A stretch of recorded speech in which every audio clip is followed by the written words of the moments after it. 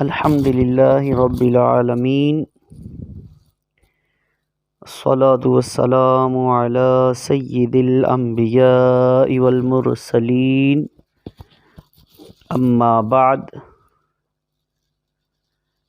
ہمارا جو 40 حدیثیں سیکھنے کا سلسلہ ہے وہ جاری و ساری ہے۔ 2 احادیث انشاءاللہ آج ہم یاد کرنے کی کوشش کریں گے۔ ایک حدیث پاک نمبر 1 تو آپ نے یعنی کہ پہلے سن لی۔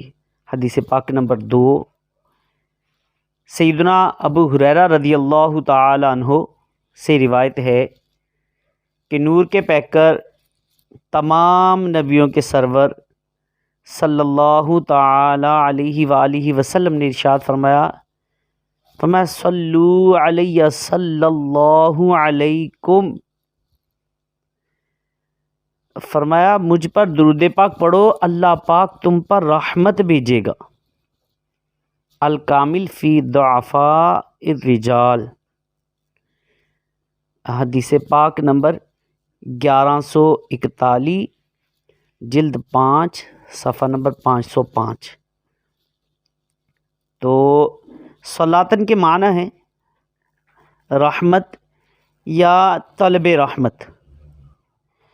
جب اس کا فاعل یعنی کرنے والا رب تعالی ہو تو صلاۃ کے معنی رحمت ہوتی ہے، بمعنی یہ رحمت ہوتی ہے، اور فاعل یعنی جب بندے ہوں تو بمعنی طلب رحمت۔ تو اسلامی ایک نیکی کا بدلہ کم از کم 10 گنا ہے۔ تو خیال رہے کہ بندہ اپنی حیثیت کے لائق درود پاک پڑھتا ہے، مگر اللہ تعالیٰ اپنی شان کے لائق اس پر رحمتیں اتارتا ہے جو بندے کے گمان، خیال اور گمان سے ورا یعنی بہت بلند ہوتی ہے۔ اور دوسری حدیث پاک نمبر 3 ہے۔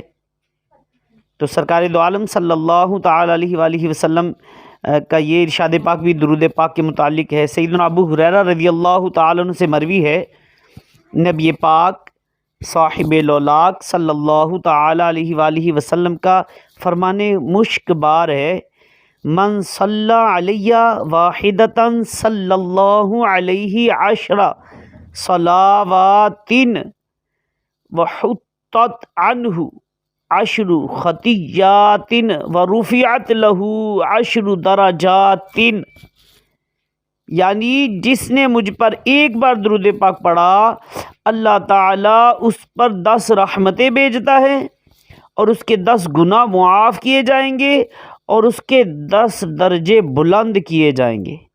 مشکات المصابیح کتاب الصلاۃ، حدیث پاک نمبر 923، جلد نمبر 1، صفحہ نمبر 189 199۔ تو معلوم ہوا کہ ایک درود پاک میں 3 فائدے ہیں، 10 رحمتیں، 10 گناہوں کی معافی، اور 10 درجوں کی بلندی۔ تو یہ فضیلت پانے کے لیے اللہ کرے حدیث پاک کو یاد کرنے کی بھی کوشش کر لیجئے، آگے بھی پہنچانے کی نیت کیجئے، عمل کی بھی کوشش کیجئے۔ اللہ پاک عمل کی توفیق عطا فرمائے، آمین، بجاہ النبی الامین صلی اللہ علیہ وآلہ وسلم۔